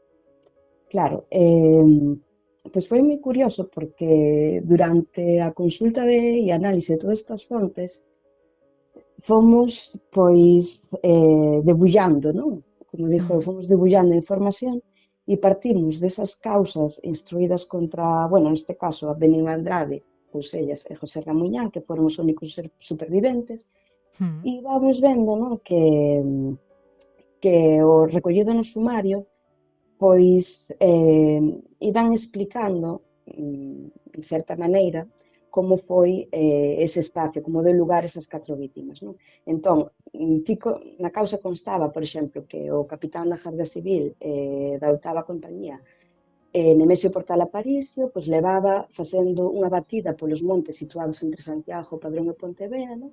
Pois uns días, desde principios de maio. E, finalmente, o 19 de maio, pois que el, a súa compañía, da 140 Comandancia, xunto con outras, pero nunca di o número total de efectivos de gardas civis, porque se ve que era pois, desproporcional ao número de maquis que había ali, non? De guerrilleiros, pois vai contando como deron con esa casa. Non? Como que chegaron ali e, casualmente, pois fixeron un recoñecemento. A ver, o normal é que os guerrilleiros tivesen unha rede de apoio moi forte. Esta casa tamén podría ser unha delas. E, pois, sin querer, estaban ali, non? E entón, aí empezan a contar todo isto, como sempre dixo eu, collido con pinzas, como foi este enfrontamento. Entón, aí daste conta que o relato non coincide con outro tipo de fontes, como, por exemplo, o rexistro de defunción do párroco, non? E tamén a localización dos corpos. E tamén, e isto contrastado coa fonte oral, ves que tamén hai diverxencias. Entón, tú ves que 2 persoas, 2 dos guerrilleiros foron abatidos, bueno, aí contan que houve un cruce de fogo, incluso houve como granadas de man, non? Pois 2 deles como que morren en combate, e tamén morren un dos gardas civis, e os outros 2 aparecen no levantamento de cadáveres, non? Do xuiz instructor nese momento era de Padrón, como que 2 deles estaban noutro lugar, que estaban como no medio do monte, a 500 metros, non? Entón, foron trasladados a outro lugar. Non se sabe se foron trasladados ou se os capturaron. Ou se escaparon e os capturaron noutro lugar. Ou os capturaron e os levaron e os torturaron, tamén pode ser. E despois lle aplicaron a lei de fugas. Eso tamén pode ser se facemos caso pois, a algúns dos relatos orais que contaban que algúns os colleron, os apresaron, os torturaron, non? E despois iso xunto con, por exemplo, co rexistro de defunción elaborado polo párroco no libro de defuncións da parroquia, que di que pois, 2 das persoas morreron o día seguinte, o día 20. Entón ves que, bueno, ese relato despois, unha vez se fai a sumación, pois, claro, a posición dos corpos estaban pois non en posición natural, vamos a dicilo, non? Xunto coa munición que aparecía, xunto co... Claro, isto sería o antropólogo forense que ten que facer os seus estudos, non? Pero, bueno, a simple vista, non sei o que vimos, pois que sí, algún tiña tiros na cabeza, ademais disto, o que atopamos, pois, munición, non? Na propia foxa, e ademais disto, realizáronlle unha autopsia que tamén está recollida e que é dura de ler porque está bastante detallada. Non? É dicir, cando dis que os corpos non estaban nunha posición natural, quere dicir que alguén os colocou aí. Claro, atopamos os corpos dos 4 individuos sobre a 1,20 m, que estaban bastante fondos, vale? Entón, tú imagínate, 1,20 m tampouco era unha fosa de grandes dimensións, collían os 4 postos un de lado do outro e a posición dos brazos, por exemplo, eran anómalas, non? Podían estar, pois, como se foran depositados desde arriba, tamén estaba parcialmente algún en riba do outro, bueno, entón iso se che dá unha pista de que non é un enterramento regular, aparte de que estaban os 4, non? Xuntos, sen ningún tipo de ataúde, non moito menos. Pola vosa experiencia, non sei se estes asasinatos de guerrilleiros seguen un patrón diferente ou doutras vítimas da represión. Non sei se hai máis sinais de asañamento, de tortura que noutros crimes cometidos polos franquistas. Claro, a ver, aquí xa estamos no 48, entón xa hai todo un contexto de adaptación por parte dos fascistas ou franquistas ao contexto internacional, non? E vense, xa, bueno, son como, van refinando, non? As súas actuacións, non? Van refinando as súas formas de asesinar.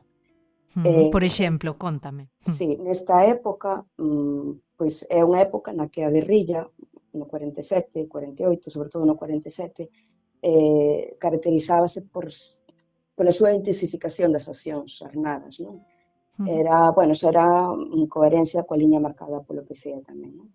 Que, bueno, defendíase pois, unha necesidade dunha resistencia activa, máis organización, frente á pasividade, non? Ou a mera supervivencia que antes das persoas que estaban fuxidas ou agochadas no monte. Entón, en resposta ao réxime, promulgou o decreto lei sobre a represión de los delitos de bandidaje e terrorismo, que este articulado viña a legalizar, pois, a guerra sucia, non? Contra o maquis, ou tamén chamado combatente. Entón, esta práctica complementábana coa tortura en interrogatorios de ditos combatentes e civís, ou co emprego de contrapartidas, que eran, bueno, gardas civís disfrazados de guerrilleiros que sementaban pois a confusión e tamén o medo entre a poboación, non? E tamén coa persecución de persoas que podían pensar ou podían creer que eran aliadas, non? Que eran, pois, que apoiaban a estes combatentes. Entón, claro, tiñan todo artellado construído, non? Tiñan as leis construídas para iso. Estaba todo moi organizado, sí. Eso é. Como dice, bueno, pues un dos primeiros traballos dentro do Plan de Memoria Democrática de Galicia 2025, esta intervención nesta fosa. Non sei que balance facedes da edición anterior e que expectativas tedes tamén dentro do que é o plan previsto para os próximos meses. Pois da edición anterior o balance evidentemente é positivo, non? Non moitas veces porque a fosa sexa positiva en canto a que xusto atopamos os individuos, os asesinados que buscábamos, non? Sino por toda a información que nos dan tamén as cosas negativas. Que, bueno, creo que noutra ocasión que falando con Conchi, non? Que pues falaba da teoría da ocultación, non? Ese tipo de mecanismos máis refinados, que estaba todo super tramado, non? Que non era cuestión da espontaneidade, nin que non estaba sin planificar. Entón, o traballo foi moi positivo e, de feito, nós sempre dicimos, non, que se non fose positivo non teríamos a demanda social que temos, non, da xente que contactan con nós pedindo pois que si podemos estudar onde se atopa o seu familiar, si podemos localizar a fosa onde está o seu avó. Bueno, cada día a verdade é que nos chega, pois a demanda social é alta. Recibides moitas solicitudes, sí? Sí, a verdade é que sí. E, de feito, moitas veces, ao mellor, pois dunha fosa, como neste caso, na de Luou, recibimos unha solicitude e durante o traballo histórico, non? No que, bueno, estás moi en contacto coa xente, non? Porque, bueno, o meu traballo, eu conto moitísimo coa xente, creas unha rede de apoio local. Claro. Apareceron moitísimos máis familiares. Entón, pasamos de, ao mellor, ter unha petición a ter 4. E xente que, bueno, familiares que viñan mesmo á fosa, entón todo o proceso sigue aberto o proceso de investigación, non? Iso é moi interesante tamén, non? Claro. E despois, para este ano, que sería para 2026, aínda non temos noticia se vai a... Nos queremos que sí, pero claro, ahora mismo non está asinado. Non tedes ningún proxecto a curto prazo, non? A intención é seguir co Plan de Memoria Democrática, non? Pero todo isto non depende só da Universidade de Santiago, senón tamén depende, pois, da Xunta de Galicia. Non sei se quedan aínda moitas fosas por abrir, Lucía. Sí. Sí, cada día, esta é outra parte do traballo, que cando estás estudando unha fosa, estás mirando diferentes causas, diferente documentación e aparece outra. O sea, ahora mismo están documentadas pois cerca de 100 e largo fosas e algunhas que ainda me faltan por meter. E sin intervir, pois claro que hai, eu creo que polo menos 40 ben.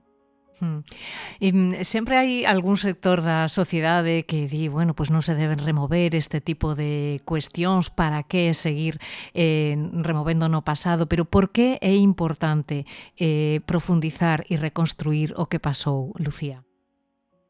Mira, pois no meu caso, vouche falar desde a miña experiencia, porque este foi o primeiro ano que eu pasei a traballar no plan, non? Nunca estivera en campo, e a miña experiencia foi altamente positiva, da resposta que houbo por parte pois dos veciños e veciños. Entón, claro que hai un sector da sociedade, non, que non quere remover, vamos a chamar así, o pasado, pero creo que hai outra tanta ou máis que sí que é consciente, non, que isto é unha cuestión de dereitos humanos e de que a verdade vai por diante, non? Despois tamén, outro traballo do que facemos, que tamén contribúe a isto, é visitas de institutos ás propias fosas cando estamos traballando. Entón, facemos unha explicación. E se ve que iso tamén para os docentes, non? E as docentes que están moi implicados nese tema, porque nós agora en marzo, por exemplo, temos visita a 4 institutos. E en máis lugares que nos chaman para participar. Pois Lucía Santiago, moitísimas gracias polo traballo que desenvolvedes e grazas tamén por querer compartilo aquí con nos. Grazas e moita sorte, unha aperta. Moitas gracias. Estamos en contacto.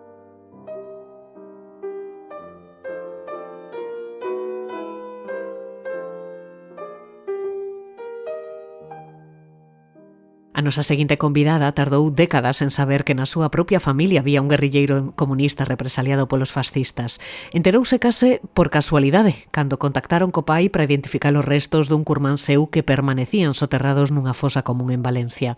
Esta historia real e que permaneceu décadas silenciada é o fío argumental das Bocas cosidas de Marilar Aleixandre. Marilar, benvida. Moitas grazas por achegarte á Ferida Aberta no 36. Un placer. E que parece mentira, non? Que despois de 90 anos aínda que continúen cosidas moitas das bocas das vítimas da represión, non?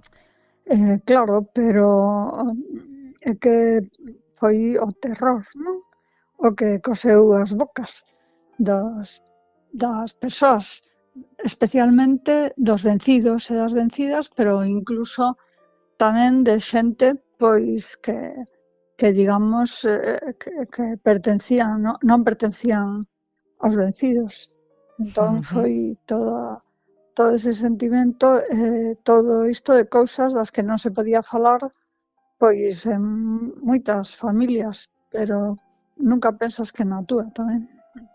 Non sei se foi complicado ou ao mesmo tempo doloroso navegar por esta historia familiar que acabou ficcionada despois nesta novela. Pois, a ver, sempre ao escribir unha historia de moita dureza, pois como esta, o sea, toda a parte que é real, é doloroso, digamos, non sei, en certa medida, aínda que non fose un familiar, en canto que eu Antonio non o coñecín.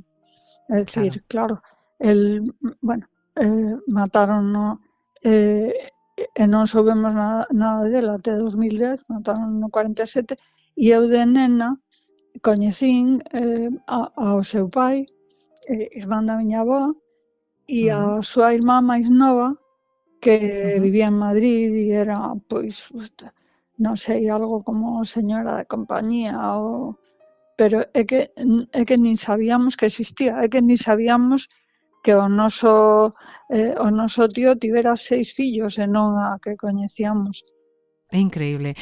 Gostaríame saber como se produce ese tránsito, non? Ese proceso de elaboración do que foi esta novela. Polo que tes contado, todo comezou con esa chamada telefónica, non? 2010, a teu pai pedíndolle a colaboración, todo non? Para identificar. Porque o meu pai o conta. Claro, comeza así. E lo que conta é chamaron de Valencia preguntando por Antonio, pois había o segundo apelido, que era común, bueno, quero dicir, o de Antonio era o primeiro, o meu pai o segundo, porque era o da súa nai, e non, entón, el di, Maquis, e non quero saber nada desta historia, claro, é dicir, é algo totalmente increíble. E por que esa resistencia do teu pai a volver a remover esa historia do pasado? Isto é en moitas familias, quero dicir, non eu despois falando con xente, porque falas con xente e che digo, non, é que na miña casa tal, é que despois souben que o meu avó, pero queimaron os documentos, non?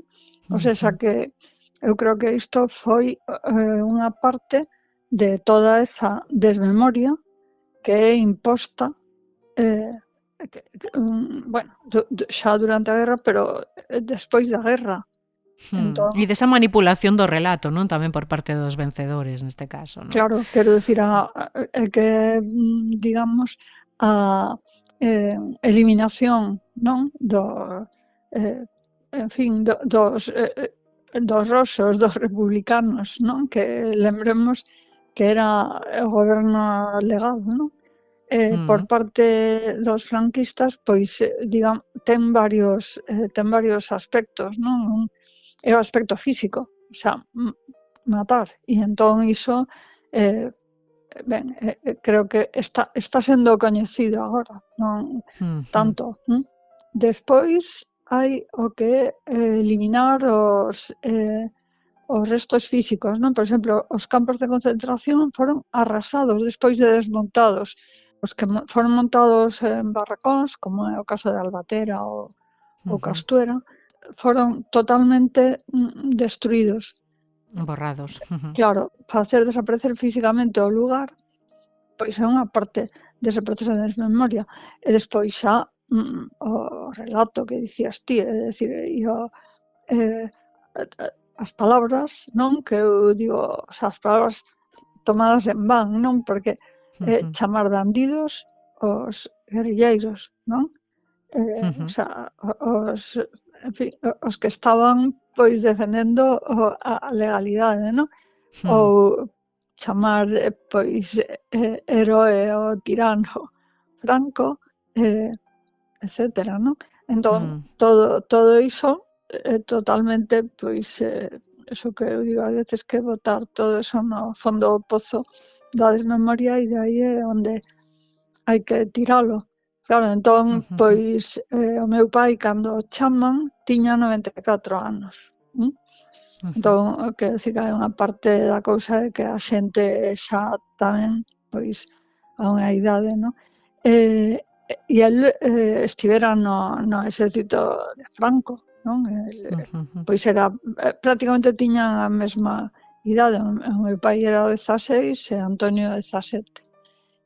Entonces, quero dicir que o meu pai, pois, por ideas, non? Podía sentirse bastante distante del, pero eu creo que tamén, se non falaban de nada disto, pois era por ese medo, porque sabemos que tamén os problemas chegaban non só ás persoas directamente, senón á familia, non?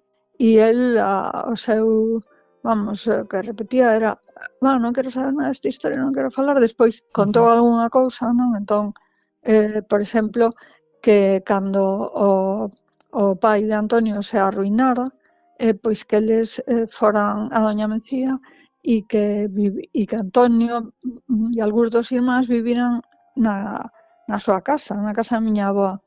E eu, toda a primeira parte da novela, que é a infancia e a adolescencia del, está construída pois a partir de iso que contou ele, que sabemos, e despois, digamos, as miñas lembranzas, porque eu pasei ali os veráns da miña infancia até os 16 anos, até que morreu a miña avoa. E despois o meu irmán Miguel, que é a quen está dedicada a novela, foi quen foi pescudando, non? E conseguichedes completar un pouco a historia de Antonio, non? A través desas pescudas. Claro, a ver, eu xa digo ao comezo que a novela é unha novela para que a xente distinga. Hai libros sobre a guerra civil, non? E hai libros sobre os guerrilleiros e a represión. Eu teño agora que estou lendo o de Repil, 1949, non? Sí. De Xurxo Allán, bueno, editado por Xurxo Allán. Arqueólogo. E entón, eses son libros de historias, non?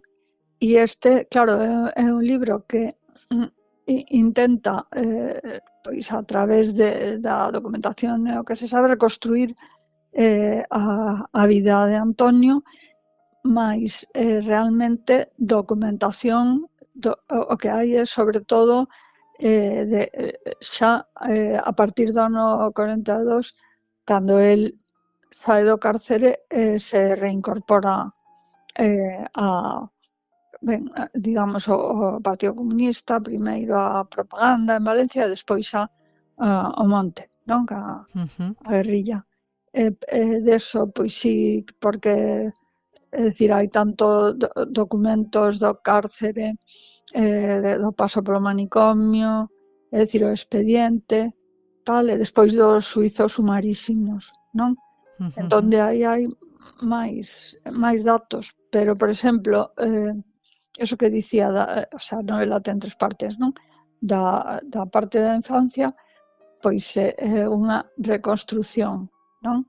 E na segunda parte, que é a parte que podíamos decir durante a guerra, bueno, digamos, a chegada da República e a guerra, pois aí os datos que temos son tenues, é dicir, sabíamos que eles vivían en Vallecas, entón, pois, sabemos pouco, debeu traballar manualmente, pois exactamente non sabemos onde, o sitúo pois nunha das empresas, as empresas sí que son reais, non, que había en Vallecas, e despois si sabemos que estivo en Riesgo, que está na Rúa de Sengaño, e é un comercio que existe aínda, o sea, que decir, o pouco que sabemos aí, e despois xa, pois, o que hai de accións da guerrilla e tal, sabemos máis ou menos pois por onde andou, tampouco todo, porque diso non hai moita información. De feito, moita xente comentou, hai xente, non, que me comentou, non sabía que houbera guerrilla, é dicir, grupos dentro do exército que facían sabotaxes pasando as liñas enemigas, descoñecía iso. Eu creo que son moi descoñecido. Entre outras cousas, toda esa documentación aínda está sen clasificar, sen ordenar, hai moitísimo. Hai algunha tese, que está, como a de González de Vis, que está citada aí, pero iso, eu creo que pretende a novela. A novela pretende romper esa desmemoria, non? Descoser esas bocas e narrar estes soñadores, non? Esta xente que o que estaba intentando pois é defender a República e que volvese pois a toda unha vida mellor, darlle vida a esta xente. A este enxame de soñadores, non? Como diste no libro, non? Sí. E trátase de facer un percorrido un pouco pola historia persoal de Antonio, pero tamén por esa historia con mayúsculas, non? Ditadura de Primo de Rivera, o anarquismo, a Segunda República, a Revolución de Asturias, o golpe do 36, os campos, os deportados, e nese relato aparecen elementos constantes, non? Como, por exemplo, a morte, o sangue e a fame que asoma constantemente ao longo da narración. Claro, sí, o da fame, claro, é terrible antes, durante e despois. Acaba de sair un libro de Miguel Ángel del Arco Blanco, presentouse aquí en Santiago hai 15 días, falando xa da posguerra, non? E de como a xente morría. Pero, claro, fame, é que cando eu era nena había fame, Doña Mencía. Claro, eso lembro porque, ves, os nenos, en fin, a ver, unha cousa que se conta aí, non? De que cae un pedazo de pan e tal, da merenda, cae co aceite de azúcar para o chan, pero hai uns nenos que recollen, bueno, ese tipo de cousas. E durante a guerra tamén, o sea, sabemos que había, e despois os campos de concentración, claro, el quedou atrapado en Alacante cando sae o último barco, Stanbrook, despois estes van ao campo de los Almendros, que é moi famoso, pero realmente durou unha semana, que, como digo eu, non existía. Non é que houvese ali un campo de los Almendros. O campo toma existencia no momento en que chegan os vencidos, non? Como morre Antonio? Como morre. El está contado no final da novela, non? Hai un enfrontamento coa Garda Civil. Hai o xefe que é grande, retirámonos, porque chegaron moitos máis dos que eles podían, pero el era unha persoa, polo que podemos ter idea, como moi afouto, digamos que algo indisciplinado, mellor, e entón el di, non, si controlamos, pero o caso é que ten un enfrontamento coa Garda Civil, é ferido, e entón é levado dunha casa a outra de enlaces, dun refugio a outro. E na última casa, probablemente porque hai unha delación dun garda forestal, pois chegan 100 gardas civis. Isto é narrado polo neno, o fillo da casa onde estaba oculto, el e outro practicante, chamaban practicante, outro guerrilleiro que fora a curar, e entonces os queiman a tiros. Dicir que así é como morre. Unha historia que se repite en moitos outros casos tamén. Aquí en Galicia, non sei que pouso deixa en ti este libro, que sensacións tes despois de pechalo? A ver, eu todas as novelas, pois digamos que eu métome dentro, eu creo que a forma, o polo menos para min de escribir, métome dentro, son os personaxes, son Antonio, son Adela, e entón, pois, ao acabar unha novela, ao acabar de escribila, digo, xa me pasou máis veces, que non é a primeira que escribo, non vou escribir nada máis porque estou tan metida na historia que parece imposible sair. Neste caso, máis pola implicación persoal, emocional, non?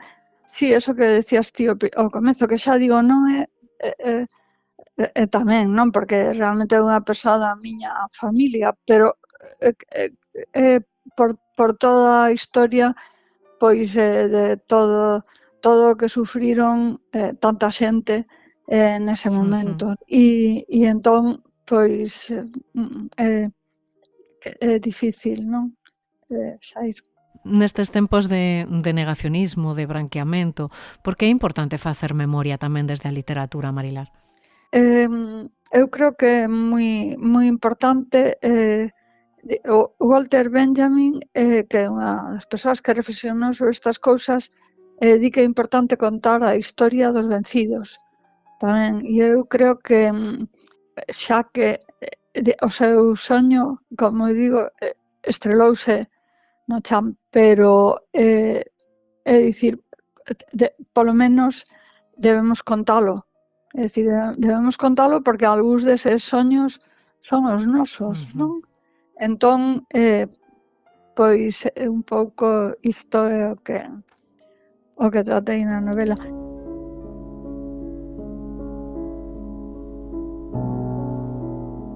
Non hai panos do sangue durante aqueles meses para as mulleres de Doña Mencía, rapadas, que beberon o rícino.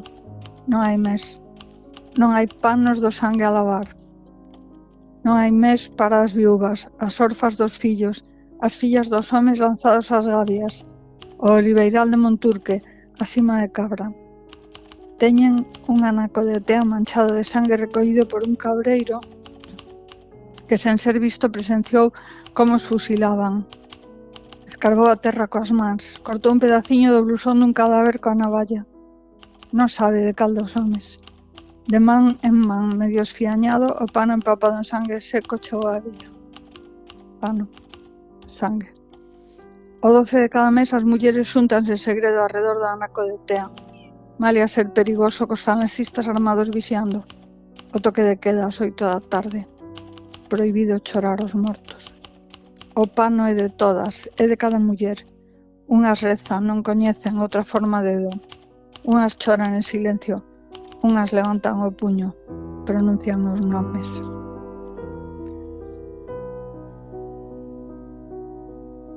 As bocas cosidas de Marilar Alexandre, unha lectura obrigada, penso, neste ano no que ademais se cumpren os 90 anos do inicio da sublevación militar. Por certo, Marilar, algún proxecto á vista, máis aló da memoria? Pois teño un libro de poemas.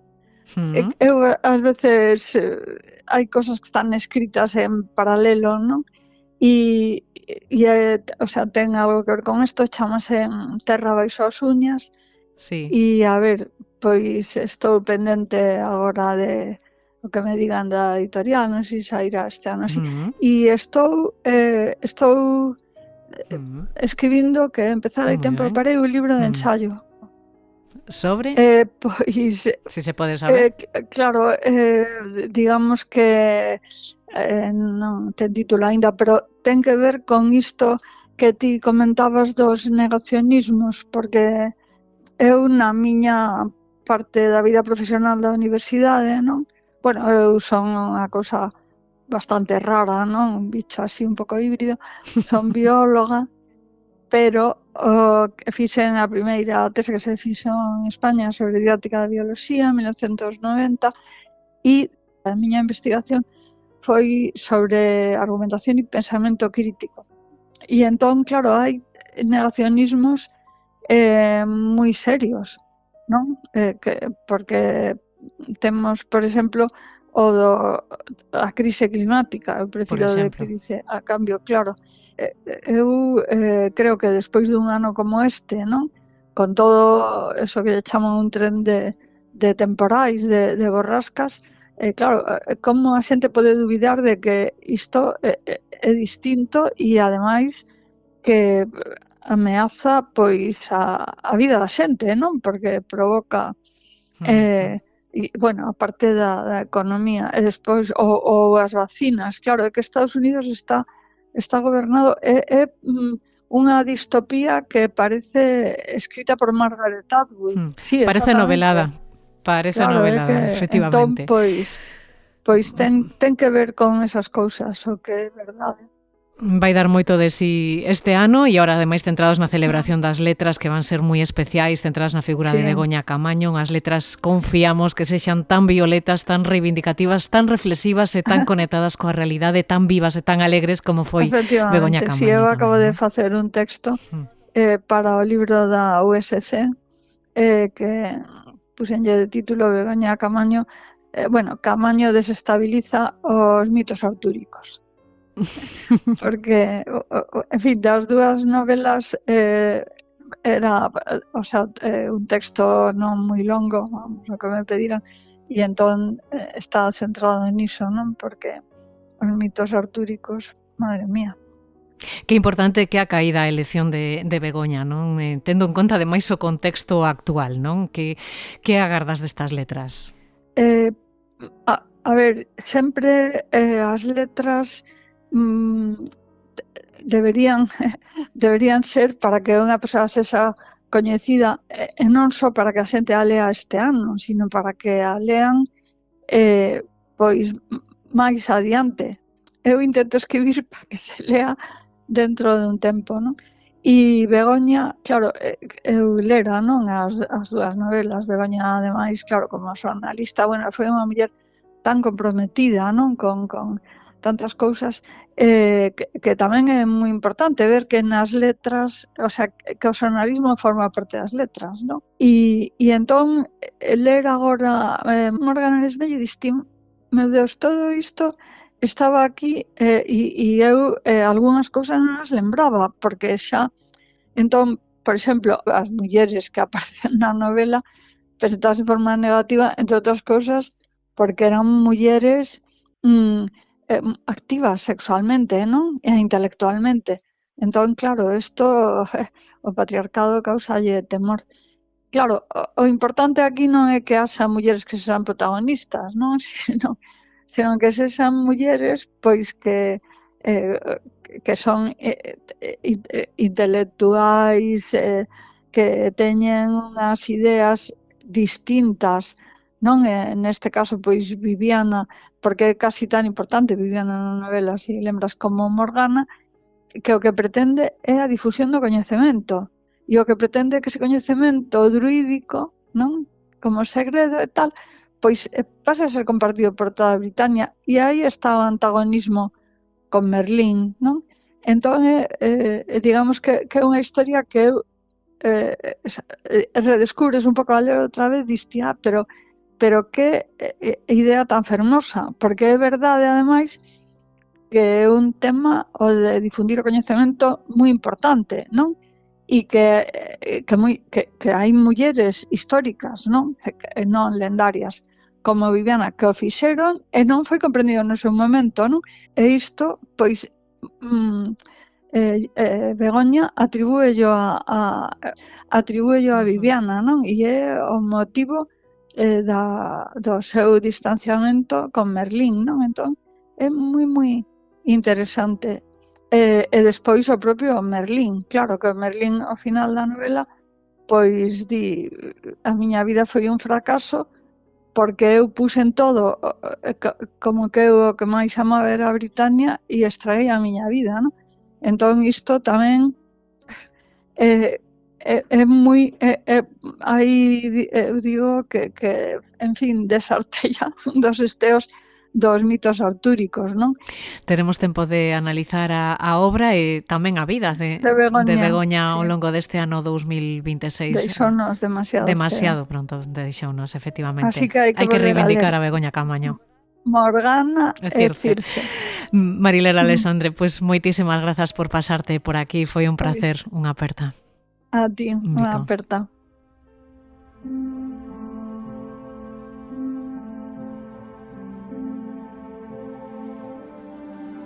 Xa. Por certo, como xa vos contamos, o Comité de Memoria Histórica da Comarca de Celanova ten en marcha unha campaña de micromecenado para custear a instalación dunha escultura en homenaxe aos represaliados polo franquismo na Poza da Ras, en Berea, un enclave que pretenden sexa declarado lugar de memoria. Hixinio Araúxo, presidente do comité, moi boas. Moi boas, Nuria. En que consiste esta campaña? Que o que queredes facer ali? Ben, a intención é sinalizar o espazo como lugar de memoria. Toda esa intención é colocar un memorial dedicado aos que ali foron asesinados, 4 persoas en concreto. Falamos de Julio González, de Amadeo López, de Silvio Torres, de Eloi Romero, non? 4 persoas que foron asasinadas en agosto do 36 polos sublevados. Xa falamos nalgúnha ocasión deles, non? Sí. Pero é importante que a cidadanía os coñeza e que lembren que foi o que pasou ali 90 anos atrás, non? Sí. A nosa intención é que sea un lugar precisamente de memoria para que se recorden aqueles feitos tan dramáticos naquele momento, que precisamente os deixaron ali á vista de todo o mundo para crear terror, que era a súa intención nos primeiros días da sublevación fascista. E aí queredes instalar esta peza, non? Que vos está facendo Xoán Torres Cidre, sí. E a través desta campaña tamén é unha forma, non, de implicar directamente a cidadanía, non? Que de forma activa. O Concello tamén, o sea, que se fixo cargo de 3/4 partes do que vai supoñer o coste do memorial. Bueno, tamén se implicou na petición para que sexa declarado lugar de memoria oficialmente, pero isto xa se fixo fai un ano e ainda non se obtuvo resposta. E digamos que isto é un paso máis para levar adiante esta declaración. E non sei con que previsión traballades cando queredes inaugurar o memorial? Queremos que coincida precisamente ca data que sería o aniversario. Foron asesinados o 29 de agosto de 1936 e queremos que precisamente coincida con esa data, que este ano coincide en sábado, non? Entonces eso tamén nos daría tempo para preparar o tema de a ver se facemos algún tipo de xornadas, sobre todo dedicadas ao tema da educación, porque dos asesinados ali, Julio e Amadeo, eran mestres da República. Bueno, pois os que queiran colaborar, como poden facer, Hixinio? Bueno, pois temos un número de conta, tamén un número para facer ingresos por Bizum. Os 50 primeiros que fagan unha chega de máis de 40 euros, pois terían como agasallo unha reproducción do memorial, non? Entonces, non sei se podría dicir daría o número de teléfono para o Bizum, que sería 629 439 344. Pois moi ben, pois que teñades moitísima sorte con esta iniciativa, Hixinio. Moitas gracias a ti, Nuria. Sempre tan sensible con nós. Moitas grazas polo voso traballo. Veña, un bico. A ti.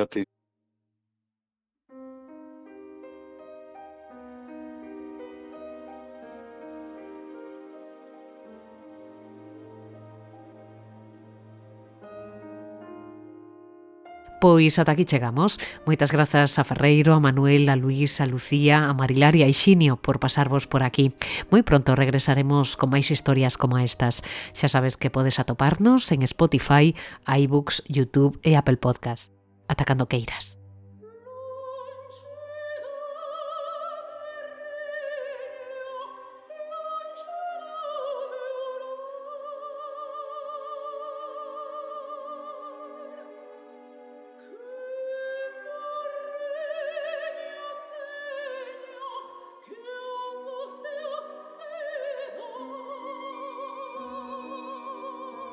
A ferida aberta no 36, un podcast de Nuria López.